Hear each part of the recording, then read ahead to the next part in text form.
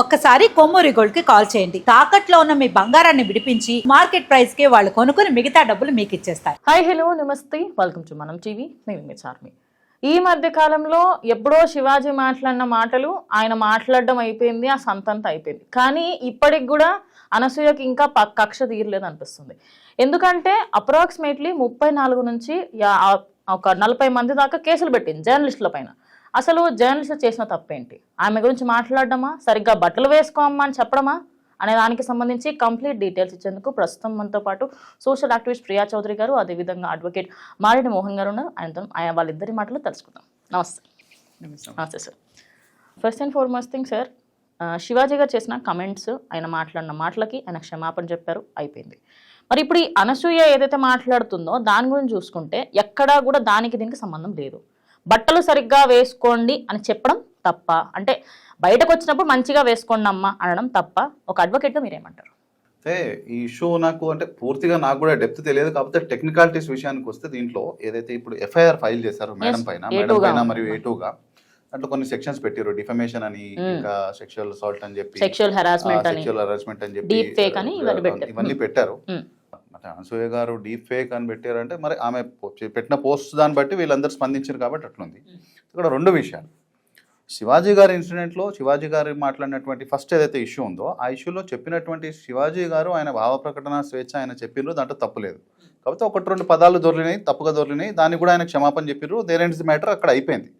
దాని తర్వాత మళ్ళీ ఈ ఇష్యూని మళ్ళీ వేరే విధంగా అనసూయ అభిమాన సంఘం అని చెప్పి అదని ఇదని అవన్నీ దాన్ని ముందుకు తీసుకొని వెళ్ళారు. దానంతా రచ్చరచ్చ వేసింది, అదంతా ఓకే.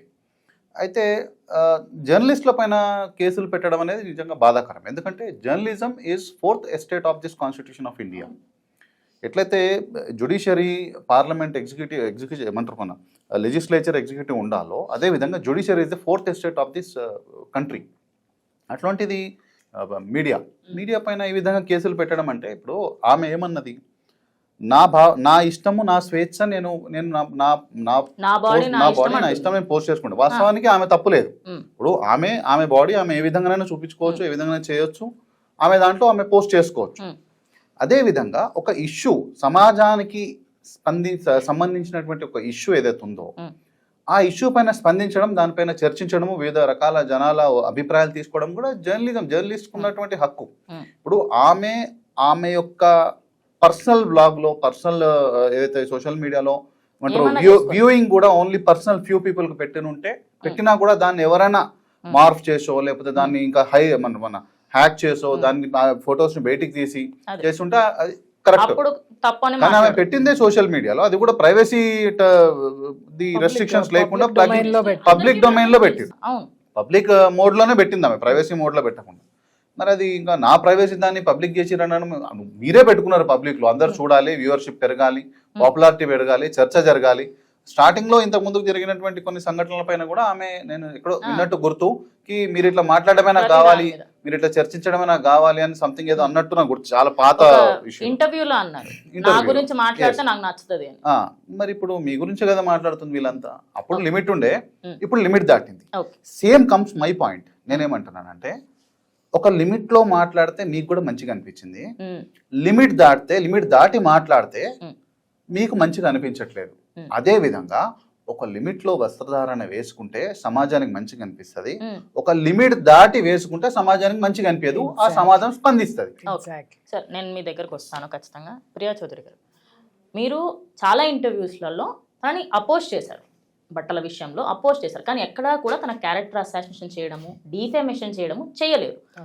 మరి మీ మీద A2గా, అంటే ఇండైరెక్ట్గా ఇంకా కంప్లీట్గా మీరే మెయిన్ అన్ని అన్నట్టుగా అందులో మెన్షన్ ఉంది.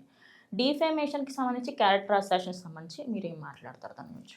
ఒకటి, ఇప్పుడు ఏది చెప్పాలన్నా ఇప్పుడు నేను కోర్టులో చెప్పాలి. ఖచ్చితంగా కోర్టుకి ఏం సమర్పించాలో నేను అది సమర్పిస్తా. ఆవిడ మాట్లాడిన ఇంటర్వ్యూస్ ఉన్నాయి, ఇంటర్వ్యూస్లో ఆవిడేం మాట్లాడారో ఉన్నాయి. ఆవిడకి భావ ప్రకటన స్వేచ్ఛ ఉన్నప్పుడు ఒక జర్నలిస్ట్గా నా అనలైజేషన్ అనేది డెఫినెట్గా నా అనాలిసిస్ ఉంటుంది. ఆ అనాలిసిస్ ప్రకారమే నేను మాట్లాడాను. ఒకటి. రెండోది, యాజ్ ఏ హిందూ ఉమెన్గా నాకుండేటటువంటి నా యొక్క సంప్రదాయాల మీద, అలాగే ఈ సమాజం మీద నాకుండేటటువంటి ఇది నాకు ఉంటుంది. ఖచ్చితంగా నేను వాటి మీద మాట్లాడేటువంటి హక్కు ఒక హిందూ ఉమెన్గా నాకుంది.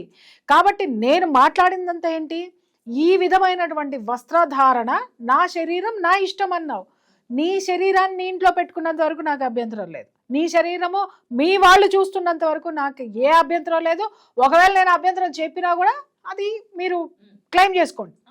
బట్ మీరు పబ్లిక్ డొమైన్లో నీ ఇష్టం వచ్చినట్టు, ఇందాక సార్ చాలా చక్కగా పాయింట్ చెప్పారు. ఒక పద్ధతి వరకు ఆవిడ మాట్లాడినంత వరకు దాన్ని ఎవరు డిఫెండ్ చేయలేదు, తప్పు పట్టలేదు. క్రాస్ అయి మాట్లాడిన తర్వాత ఇవన్నీ వచ్చినాయి. అలాగే బట్టలు కూడా గ్లామర్గా ఉండండి. నేను ఎక్కడ నా ఇంటర్వ్యూస్లో గ్లామర్గా ఉండడానికి వీల్లేదు, తానులు చీరలు కట్టుకోండి, చీరే పాతివ్రత్యమో ఇలాంటివి నేను మాట్లాడలేదండి. ఆమె వేసుకున్నటువంటి బట్టలు అలా మాట్లాడినటువంటి విమెన్ ఎవరైతే ఉన్నారో నేను వాళ్ళకి సమాజం పట్ల ఎలాంటి బాధ్యత ఉండాలో గుర్తు చేశా, సమాజం ఎలా ఎఫెక్ట్ అవుతుందో గుర్తు చేశా.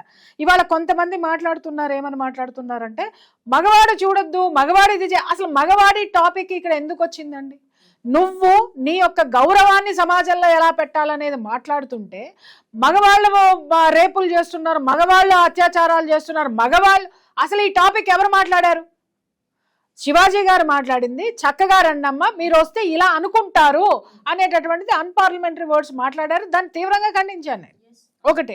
ఇంకోటి, నేను శివాజీ గారి పర్సనల్గా ఫోన్ చేసి కూడా నేను మాట్లాడాను. శివాజీ గారు మీరు ఒక్క 2 విషయాలు అనకుండా ఉంటే చాలా గౌరవంగా ఉండేది. మీరు అనడం అనేది ఆయన మనస్ఫూర్తిగా ఆయన యాక్సెప్ట్ చేశారు. అవునమ్మా నేను తప్పే మాట్లాడానమ్మా, ఎట్లా మాట్లాడానో నాకు తెలియదు, నా నోట్లో నుంచి అలాంటి పదాలు ఎట్లా, నేను మళ్ళీ మీకు కూడా నేను క్షమాపణ చెప్తున్నాను ఉమెన్ దీని తరపు నుంచి కూడా అని చెప్పేసి హోల్ హార్టెడ్గా ఆయన క్షమాపణ చెప్పాడు. అక్కడితో అయిపోయింది. మళ్ళీ పబ్లిక్ డొమైన్లోకి వచ్చి నేను వీళ్ళందరినీ ఏం చేయాలి, నేను వీళ్ళని వేసైనా, వీళ్ళని ఉంచైనా, వీళ్ళని పారైనా అంటే ఎవరిని ఉద్దేశించి అన్నావు? నిన్ను ఉద్దేశించి అనలేదని అన్నప్పుడు మేము కూడా నిన్ను ఉద్దేశించల్లా. ఎవరైతే పబ్లిక్ని ఇన్ఫ్లుయెన్స్ చేస్తున్నారో, అది కూడా చెడు మార్గంలో వెళ్తున్నారో, అది కూడా యూత్ని మిస్లీడ్ చేస్తున్నారో, మిస్గైడ్ చేస్తున్నారో, అటువంటి వాటి మీద ఖచ్చితంగా పోరాడతాం. ఎందుకో చెప్తాను. ఒక ఆడపిల్ల తల్లినండి, ఒక ఆడపిల్ల తల్లిగా నువ్వు వేసుకున్నటువంటి డ్రెస్సే నా ఇంట్లో ఉన్నటువంటి పిల్లలు వేసుకుంటాము, అలాగే పబ్లిక్ డొమైన్లో పెడతామంటే నీకు ఇష్టమేమో, నీ గురించి అందరూ మాట్లాడుకోవాలి అనేది నీ ప్యాషన్ ఏమో, కానీ నా పరువు నేను చచ్చిపోతాను. ఎవడన్నా వచ్చి అంత దరిద్రమైన మాటలు మాట్లాడుతూ, అంత దరిద్రమైన కామెంట్స్ నా బిడ్డని మాట్లాడితే అది నేను భరించలేనండి. ఆడపిల్ల తల్లికి ఎవరైనా నీ వల్ల టీనేజర్స్ ఇన్ఫ్లుయెన్స్ అవుతున్నారు, ఆడపిల్లలు నీ వల్ల మగ పిల్లలు ఇన్ఫ్లుయెన్స్ అవుతున్నారు. ఇలాంటి చర్యల వల్ల, నీ వల్ల కాదు, నువ్వు వేసుకునేటటువంటి వస్త్రధారణ వల్ల అది ప్రొవకేటింగ్ గా ఉంది, అది ఇన్ఫ్లుయెన్స్, ఆడపిల్లల్ని ఇన్ఫ్లుయెన్స్ చేసే విధంగా ఉంది, మగ పిల్లల్ని ప్రొవకేట్ చేసే విధంగా ఉంది. వాళ్ళ బ్రెయిన్ ఎంత ఆలోచిస్తుందండి?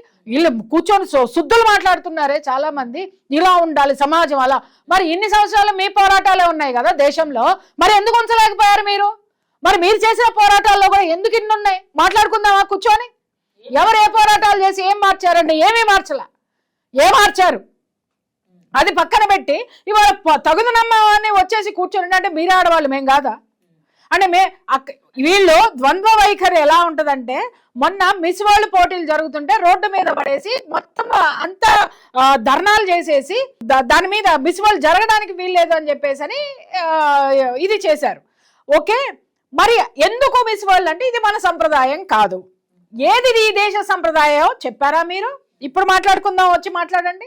అక్కడెందుకు ధర్నాలు చేశారు, అక్కడెందుకు అడ్డుకున్నారు, మిస్ వరల్డ్ పోటీల్ని ఏ విషయంతో అడ్డుకున్నారో ఇక్కడ పబ్లిక్ డొమైన్ లో జరుగుతుంటే, ఈ దేశంలో ఉన్న వాళ్ళు చేస్తుంటే మేము అడ్డుకున్నాం. మీరు చేసింది మేము చేసింది ఒకటే. అక్కడ మీరు ఎలా సమర్థించుకుంటారు, ఇక్కడ మమ్మల్ని ఎలా అబ్జెక్ట్ చేస్తారు?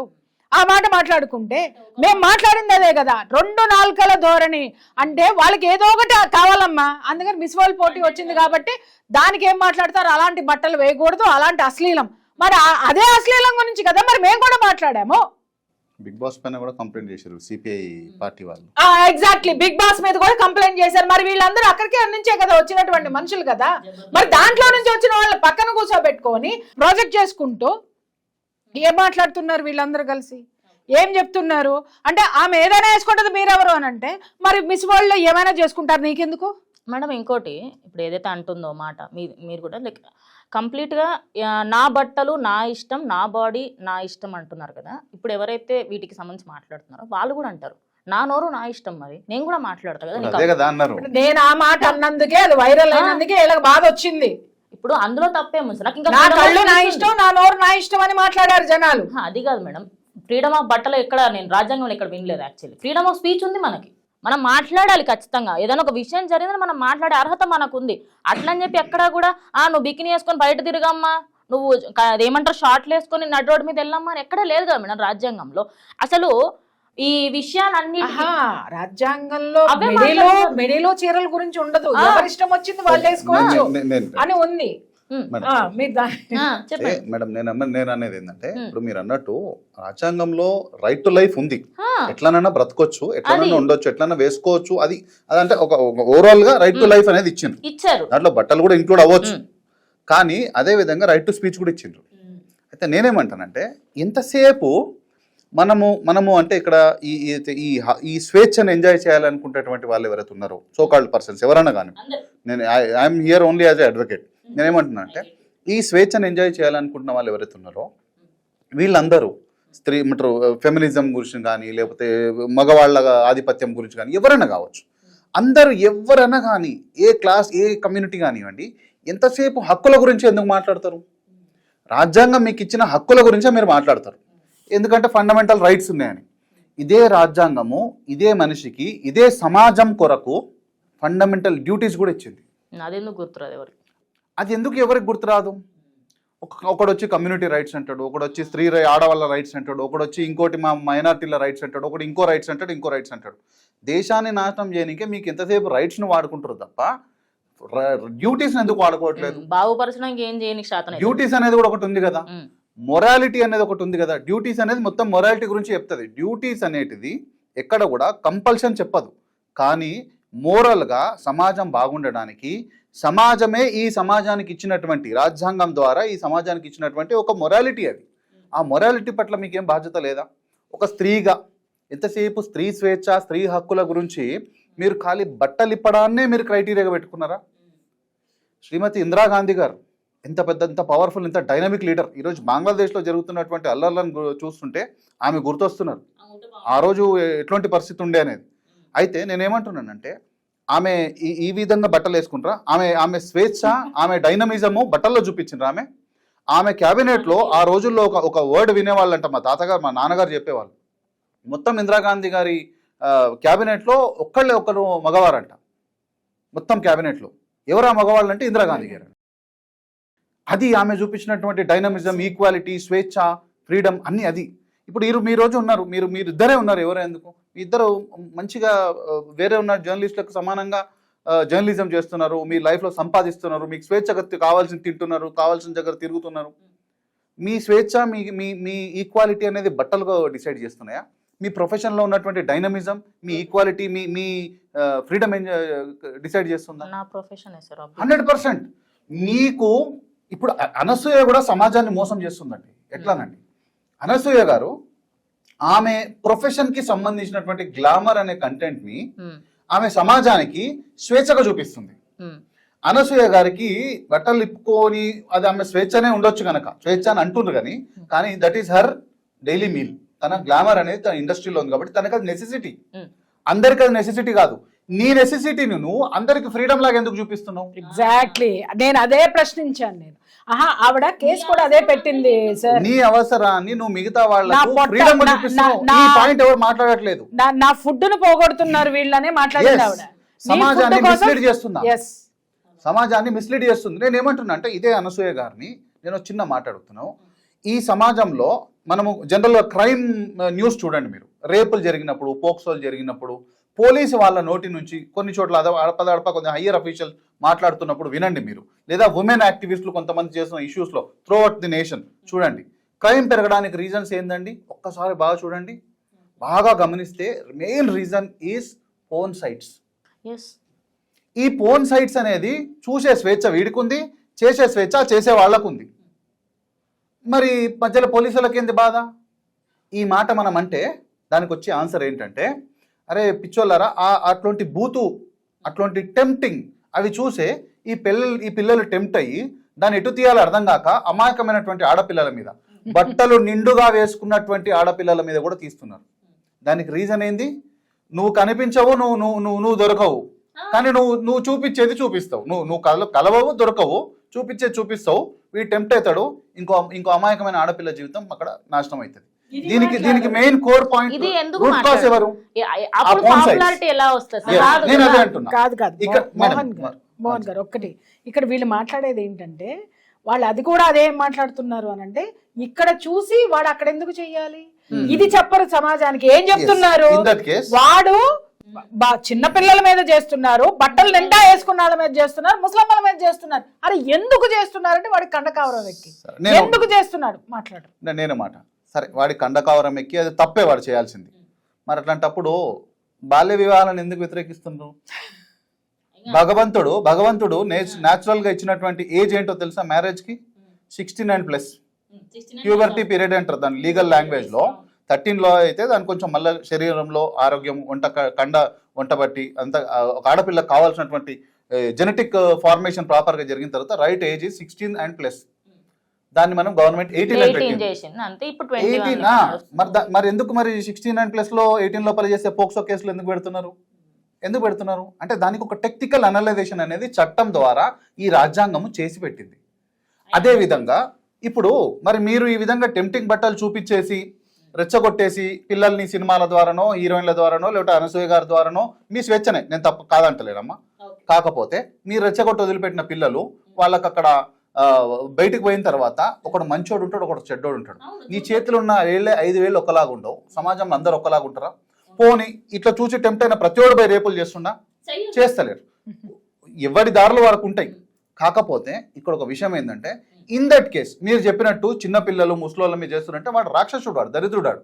అట్లాంటి వాళ్ళ నుంచి కాపాడుకోవాలి. కాబట్టి ఈ సమాజము ఒక ఫండమెంటల్ రైట్స్ తో పాటు డ్యూటీస్ అనేది కొన్ని పెట్టింది, మొరాలిటీ అనేది కొన్ని పెట్టింది, దాన్ని కూడా ఫాలో కావాలి. ఈ సమాజ నిర్మాణంలో, ఈ దేశ నిర్మాణంలో, ఈ సంస్కృతిని నిర్మాణంలో మీ బాధ్యత ఏం లేదు? అక్కడ హక్కులే ఉన్నాయా?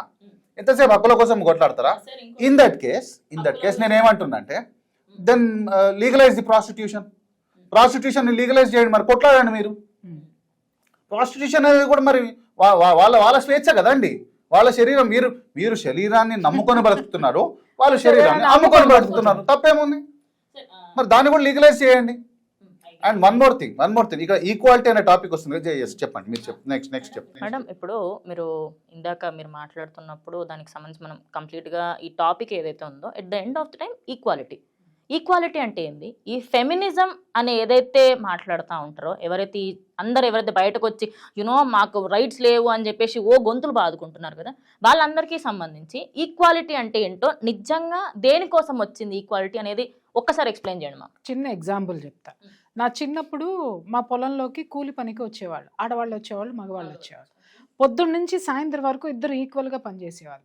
కానీ ఆడవాళ్ళకి వచ్చి 2 రూపాయలు, మగవాళ్ళకి వచ్చి 6 రూపాయలు ఇచ్చేవాళ్ళు. అప్పట్లోనే నాకు అనిపించేది, ఏంటి వీళ్ళతో పాటు సమానంగా పనిచేస్తున్నారు, ఇంకా పైగా పిల్లల్ని పొత్తిళ్లలో పెట్టుకొని వస్తారు, వాళ్ళకి పాలు ఇచ్చుకుంటూ వాళ్ళ ఇది చేసుకుంటూ మళ్ళీ మధ్యలో అన్నం అక్కడే ఉండేవాళ్ళు.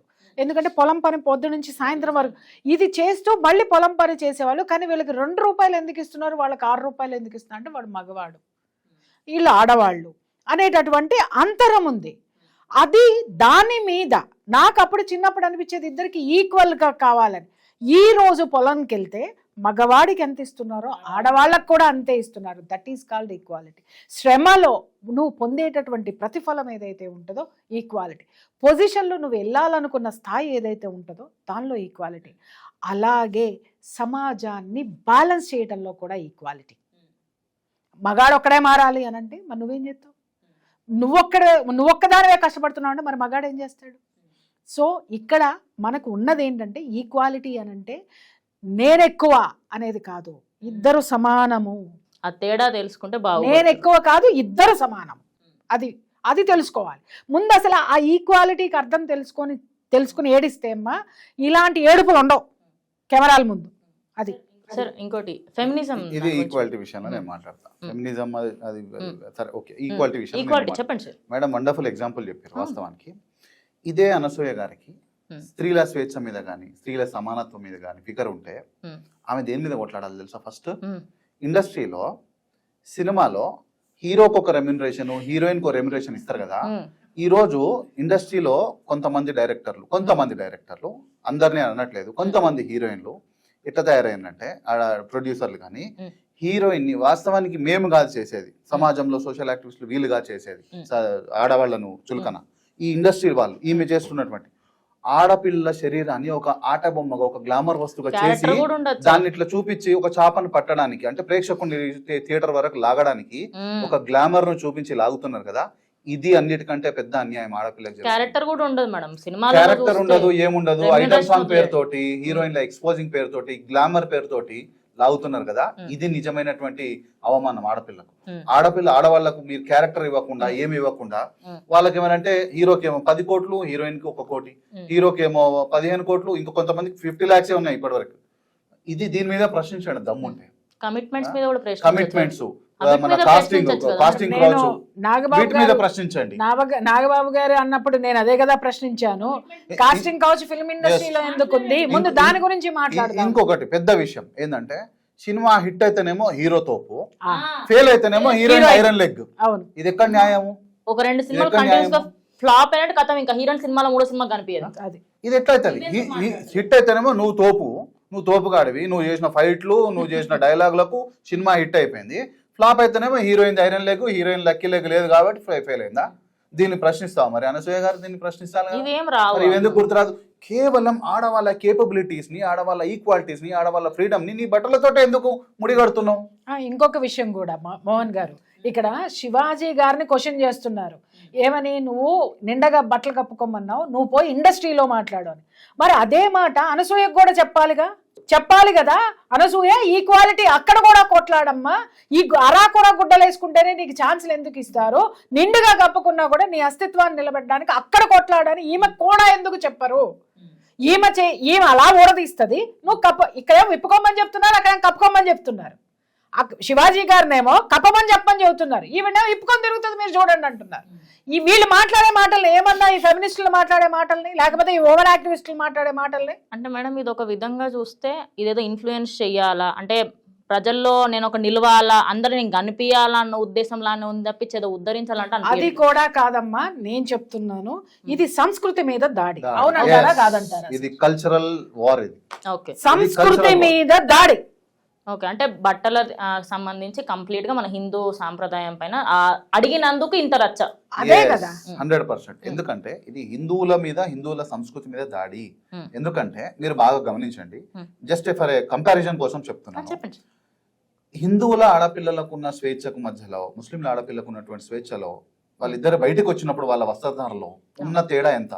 చాలా జమీన్ ఆస్మాన్, భూమికి ఆకాశానికి ఉన్నంత తేడా ఉంటది. ఇప్పుడు ఇట్లాంటి ఏవైతే నెరేటివ్స్ వస్తాయో ఈ నెరేటివ్స్ ద్వారా మిస్లీడ్ అయ్యే ఛాన్స్ ఎవరికి ఎక్కువ ఉంది? హిందువుల ఆడపిల్లలక, ముస్లిం ఆడపిల్లలకి? 100% హిందువుల ఆడపిల్లలకే. ముస్లిం ఆడపిల్లలకు అంత స్వేచ్ఛ వాళ్ళు ఉంది అని భావించకపోయినా అది వాళ్ళ ఇష్టం. ఇక నేను వాళ్ళ మతాన్ని నేను క్రిటిసైజ్ చేయదలుచుకోలేదు. హిందూ వాళ్ళే ఇన్ఫ్లుయెన్స్ అయ్యేది వీళ్ళే. ఇన్ఫ్లుయెన్స్ అయిన తర్వాత ఒక అడ్వకేట్ గా దీని వల్ల వచ్చే అడ్వర్స్ థింగ్స్ ఏందో మీకు తెలుసా? సమాజంలో తెలియదు. ఒక పెళ్ళైన భార్య ఈ అనసూయ గారి మాటలు పట్టుకొని నా భర్త ఏమంటలేడు, అనసూయ భర్త ఏమంటలేడు కాబట్టి నా భర్త నువ్వెందుకు అంటున్నావు అని అనసూయ గారు లాగా బట్టలు వేసుకొని తిరుగుతూ వాళ్ళిద్దరి మధ్యలో ఏమైతే తెలుసా? అయ్యో వచ్చినాయి, కేసులు వచ్చినాయి కదండి మేడం. మేము ఒకటే ఫీల్డ్ కాబట్టి మాకు ఆ నొప్పి తెలుసు, మాకు ఆ బాధ తెలుసు కాబట్టి అది ఏడు వరకు పోతుంది తెలుసా? ఆ కుటుంబం విడిపోయే వరకు పోతుంది, చంపుకునే వరకు పోతుంది, అక్రమ సంబంధాల వరకు పోతుంది. పిల్లలు చాలా ఉన్నాయండి, చాలా అడ్వర్స్ విషయాలు ఉన్నాయి, చెప్పుకుంటే చిన్న విషయం మాట్లాడతా. ఇక్కడ ఆడవాళ్ళని అలా చూడడము, ఆడవాళ్ళ మీద దాడి చేయడము ఎంత నేరమని వాళ్ళు మాట్లాడుతున్నారో, ఈ దారుణాలు జరుగుతున్నాయని మనం ఎంత బాధపడుతున్నామో, మరి ఇదే ఉమెన్ యాక్టివిస్టులు లవ్ జిహాదుల మీద హిందూ ఆడపిల్లల్ని తీసుకెళ్లి నాశనం చేస్తుంటే మాట్లాడే దమ్ము వీళ్ళకి ఎందుకు లేదు?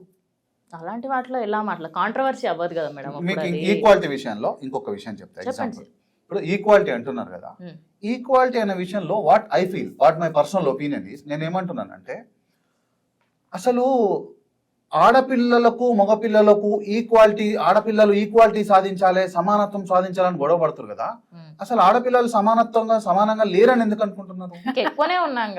My purview what I say, women and girls and women whatever it is, స్త్రీలు మగవాళ్ళ కంటే ఎక్కువ equal, they are more equal than men.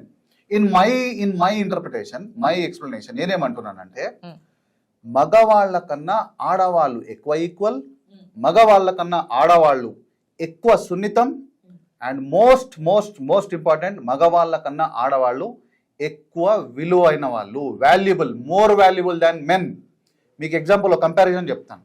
ఒక ఆటోలో ఒక మంచి బ్యూటిఫుల్ కాంచు అద్దం, ఒక అద్దాన్ని ఇటు సైడ్ ఒక మార్బుల్ని ఎక్కించి రెండింటిని ప్యారలల్ గా పక్క పక్కన పెట్టి పంపిస్తారా మీరు? ఎందుకు? ఏది పగులుతుంది? అద్దం పగులుతుంది కదా, అద్దం కదా. ఆ మార్బుల్ స్క్వేర్ ఫీట్ ఏమో 50 రూపాయలు 60 రూపాయలు ఉంటుంది. ఈ అద్దం స్క్వేర్ ఫీట్ ఎంత ఉంటుంది? ఎక్కువ ఉంటుంది, 500-600 ఉంటుంది. Which is more valuable? ఇప్పుడు ఇన్ దట్ కేస్ దేనికి ఎక్కువ సెక్యూరిటీ అవసరం? అద్దంకే కావాలి. దేనికి ఎక్కువ దేనికి ఎక్కువ దానికి వాల్యూ ఉంది? అద్దంకే ఉంది. ఆ వాల్యూ ఉంది, ఆ సెన్సిటివిటీ ప్లస్ వాల్యూ ఉంది కాబట్టి దానికి ఎక్కువ రెస్ట్రిక్షన్స్ కూడా ఉన్నాయి, ఎక్కువ జాగ్రత్త కూడా ఉంది. దాన్ని ఒకవేళ కొంతమంది జాగ్రత్తగా ఫీల్ అవుతారు, అవును మాకు ఈ జాగ్రత్త మా కుటుంబము, మా పెద్దలు, మా పూర్వీకులు, మా భర్తలు, మా అన్నలు, మా తమ్ముళ్ళు, మా తండ్రులు ఇచ్చిండ్రని ఫీల్ అయ్యి ఆ జాగ్రత్తను మెయింటైన్ చేసుకొని పోతే అద్దం లాగా పోతుంది. ఆ జాగ్రత్తను మెయింటైన్ చేసుకోకుండా రాయికి ఇచ్చిన స్వేచ్ఛ నాకెందుకు కేరు, మీరు ఎవరు నన్ను పట్టుకోవద్దు, నన్ను తాడుతో కట్టొద్దు, నాకు సైడ్లలో థర్మకాల్ పెట్టొద్దు అంటే నువ్వు ఇంటికి పోయే లోపల నువ్వు అద్దం ఉండవు, అద్దం ముక్కలు అయిపోతుంది, నీ జీవితం కూడా ముక్కలు అవుతుంది. ఇటువంటి పరిస్థితుల్ని చూసి prevention is better than cure అంటారు. సో ఆ ప్రివెన్షన్ కోసం పెట్టినటువంటి కొన్ని రెస్ట్రిక్షన్స్ మాత్రమే ఇవి తప్ప ఇంకోటి కాదు. And more valuable, women is more valuable than men అని ఎందుకు అంటున్నానంటే women is the only person who can create this world, who had created this world. ఈ సమాజాన్ని, ఈ సృష్టిని, నిన్ను, నీ కుటుంబాన్ని, నీ వంశాన్ని, నీ తరతరాలను సృష్టించింది నీ ఇంటి ఆడది. So she is more valuable than men. So that is why she has got more restrictions. మీకు మంచి బ్యూటిఫుల్ ఒక గాజు గిఫ్ట్ ఒకటి ఇస్తే, గాజు బొమ్మని ఇస్తే దాన్ని జాగ్రత్త పట్టుకుంటారా, లేకపోతే ఒక గ్రైండర్ గిఫ్ట్ ఇస్తే దాన్ని జాగ్రత్త పట్టుకుంటారా? ఇదే వాల్యుబుల్. కాబట్టి ఈ స్త్రీ ఈ గాజు బొమ్మ లాంటిది కాబట్టి రెస్ట్రిక్షన్స్ ఎక్కువ ఉన్నాయి, జాగ్రత్త ఎక్కువ ఉంది. అఫ్ కోర్స్ వాళ్ళ భాషలో చెప్పాలంటే నిర్బంధం కూడా ఎక్కువ ఉంది. ఈ నిర్బంధం గనక మన వాళ్ళకు అర్థమైన రోజు వాళ్ళ భాషలో అది నిర్బంధం కాదు, మా జాగ్రత్త కోసమే అని అంటారు. ఇంకో ఎగ్జాంపుల్ చెప్తా. ఒకవేళ వీళ్ళు కొంతమంది సోకాళ్ళు పర్సన్స్ ఎవరైతే అన్నారో వీళ్ళు అనసూయ గారు కానీ ఇంకెవరు కానీ వీళ్ళు అన్నమాట కనుక ఒకవేళ లేదు, స్త్రీ మీరన్న విధంగానే మగోడే విధంగా సమానము, అదే విధమైన సమానత్వం మాకు కావాలి అంటే సరే. మరి ఈ 498 కేసెస్లో డౌరీ హెరాస్మెంట్ మొగోడి మీద ఎందుకు పెడతారు? భర్త మీద, భార్య మీద ఎందుకు పెట్టారు? అలిమనీ భర్త భార్యకి ఎందుకు ఇవ్వాలి? మెయింటెనెన్స్ భర్త భార్యకి ఎందుకు ఇవ్వాలి? రేప్ కేసెస్ లో మగవాడు, ఒక్క నిమిషం, నేను లెట్ మీ కంప్లీట్, మీరు నవ్వండి ఆ లోపల, పర్వాలేదు, బాధలేదు. కానీ రేప్ కేసెస్ లో 4 ఆడవాళ్ళు పోయి ఒక్క మొగోని మీద పడ్డా కూడా రేప్ కేసు మాత్రం మొగోని మీద పెడతారు. ఎందుకు? మరి ఇవన్నీ రివర్సల్ చేయండి, వీటి మీద పోరాటం చేయండి, మీరు అనే సమానత్వం వచ్చేస్తారు సగం. క్రేజీ సార్, అసలు అది కదా పాయింట్ కి చాలా కదా పాయింట్స్ డిస్కస్ చేయాల్సినవి. ఇవి విడిచిపెట్టేసి వాడొకడు వచ్చి నేను అభిమాన సంఘం అంటాడు. అక్క పాపం సంధ్యక కూడా గట్టిన కౌంటర్ ఇచ్చింది. చెత్త చెదారము ఇవన్నీ మాట్లాడుకున్నా ఈక్వాలిటీ అని మీరు అడిగారు కదా, ఇప్పుడు ఈయన ఇన్ని చెప్పారు. ఆ ఈక్వాలిటీలోకి వెళ్దాము. మనం కట్నం ఇస్తున్నాము, వాడికి ఇస్తున్నాం. Beautiful thing. అసలు కట్నం అనే సిస్టమే క్యాన్సల్ కావాలి, డౌరీ అనే సిస్టమే క్యాన్సల్ ఎందుకు ఇచ్చి చేసుకోవాలా? వాళ్ళని ఎందుకు అడుగుతున్నావు నువ్వు సమానత్వం అన్నప్పుడు? అడగకండి మీరు. నిజం, నా దగ్గరికి వచ్చే కేసుని బట్టి కూడా మేము ఇదే సలహా ఇస్తాం. ఏంటంటే అమ్మ, నువ్వు వాళ్ళని కోసం సంవత్సరాలు బట్టి తిరిగే కంటే ఈ సంవత్సరంలో ఈ టైంలో నీ కాళ్ళ మీద నువ్వు నిలబడ్డావా, అంతకు మించి నువ్వు చాలా స్ట్రాంగ్ గా ఉంటావు. నువ్వు అది వచ్చే టైంకి నీకు వస్తుందని ఇక్కడ మేము ప్రిపేర్ చేస్తాం. That is called equality. Okay. So అంటే కంప్లీట్గా ఇది మనం ఈక్వాలిటీ ఇవన్నీ ఆస్పెక్ట్స్లో మనం మాట్లాడుకున్నాం. కానీ ఇప్పుడు జర్నలిస్టుల పైన ఏదైతే కేసు 34 మంది మీద వేసింది, అందులో నా తోటి యాంకర్ అండ్ నా వీడియో కూడా ఉంది, అందులో గట్టిగా మాట్లాడిన పేరు ఆమె తెలియక నేను నా మీద ఇంకా కేసు పడనట్టుంది. ఇప్పుడు ఈ పెట్టిన కేసు పూజ అయిపోయే ముందు అగరబత్తులు పెట్టినట్టుంది. అది ఆ బ్రహ్మానందం సినిమాలు అన్నట్టు ఆ పూజ అయిపోయే ముందు అగరబత్తులు పెట్టింది, మళ్ళీ పూజ మొదలవుతుంది. ఇప్పుడు జర్నలిస్టులు అందరు కలిసి మళ్ళీ చేస్తారు. ఆమె ఇష్టమిగా ఆమె స్వేచ్ఛ, ఆమెకు స్వేచ్ఛ ఉంటే ఇప్పుడు జర్నలిస్టుల స్వేచ్ఛ జర్నలిస్టులకు ఉంటుంది. దీన్ని ఏ విధంగా మాట్లాడాలో మాట్లాడతారు. ఇంకొకటి జర్నలిస్టులకు ఇచ్చే ఒక అడ్వకేట్ గా నేను ఇచ్చే చిన్న టిప్ ఏంటంటే, భాషా ప్రయోగంలో మాటలు దొరలకుండా ఏం చెప్పినా తప్పులేదు. It is not a crime. So Shivaji గారు కూడా ఆ మాటలకే క్షమాపణ చెప్పారు తప్ప ఆయన వ్యూకి ఆయన View కాదు అభిప్రాయానికి కదా. క్షమాపణ చెప్పలేదు. సో ఇక్కడ ఏంటంటే సమస్త శ్రీమూర్తులకు, ఆడవాళ్లకు, అమ్మాయిలకు అందరికి నేను వేడుకునేది చెప్పేది ఏంటంటే, అమ్మ ఇది అనసూయ గారికి కానీ ఇంకెవరికి కానీ ఆమె అవసరాన్ని మీ స్వేచ్ఛగా చూపించింది. ఆమె స్వేచ్ఛగా, మన స్వేచ్ఛగా, మీ స్వేచ్ఛగా చూపించి మోసం చేస్తుంది తప్ప ఇట్లా మోసపోకండి. ఆమె గ్లామర్లో ఆమెకు తిండి పెట్టడానికి అది అవసరం. మన ఇంటి పరిస్థితులు, మన కుటుంబ పరిస్థితులు, మన మన పరిసరాలలో మనం ఏ విధంగా ఉంటే సురక్షితంగా ఉంటామో ఆ విధంగానే ఉండి సురక్షితంగా ఉంటే మంచిది తప్ప, లేకపోతే వీళ్ళ మాటలలో పోతే అనవసరంగా అదేదో సామెత చెప్పినట్టయితే తప్ప ఏమీ లేదు. ఇది హిందూ ధర్మం మీద, హిందూ సంస్కృతం మీద ఆడవాళ్లను మిస్లీడ్ చేయడం కోసం చేస్తున్నటువంటి ఒక ఫేక్ నెరేటివ్ తప్ప ఇంకేది కాదు. దీన్ని అర్థం చేసుకోవాలి. సో మేడం ఫైనల్గా అంటే మీరు A2గా ఉన్నారు, ఏమైనా యాక్షన్ తీసుకుంటున్నారా దీని మీద ఖచ్చితంగా? అంటే ఫర్దర్గా ఈ కేసు ముందుకు వెళ్తే, అంటే ఆబ్వియస్లీ కేసు ముందుకు వెళ్ళేటట్టు కనిపించట్లేదు. ఒకటే నేను చెప్తున్నానండి, ఏ పిక్చర్స్ గురించి మాట్లాడుకుంటున్నారో, ఆమెను ఏ విధంగా ట్రోల్ చేస్తున్నారు, ఎలా హెరాస్ చేస్తున్నారు అని ఆవిడ మాట్లాడుతుందో వాటిల్ని పబ్లిక్ డొమైన్ నుంచి తీసేయమనండి. ఇది మేము అడుగుతున్నాం. అది తీసేయనంత వరకు ఇది సాగుతుంది. నువ్వు పెట్టావు, 1 పెట్టినా 10 పెట్టినా 100 పెట్టినా మేము వెళ్ళాల్సిందే. కానీ ఇక్కడ ఏదైతే ఉందో, సమస్య ఏదైతే ఉందో దాన్ని అయితే మాత్రం ఊడుస్తాం, ఊడకుండా మాత్రం ఉన్నాం. Okay, thank you so much. So చూసారు కదా, కంప్లీట్గా అసలు ఎక్కడో బట్టలు వేసుకోండి అని చెప్పిన దానిగా స్టార్ట్ అయినాయి కాంట్రవర్సీస్. డే బై డే అసలు ఇప్పుడు జర్నలిస్టుల వరకు వచ్చింది. మరి రేపటి రోజు జర్నలిస్టులు ఇంకా ఎంతోమంది దీని మీద రియాక్ట్ అవుతారు, దాని మీద ఎలా ఉండబోతుంది ఏంటనేది కంప్లీట్ డీటెయిల్స్ ఫర్దర్ వీడియోస్ చెప్తాను. అంటే కీప్ వాచింగ్ మనం టీవీ.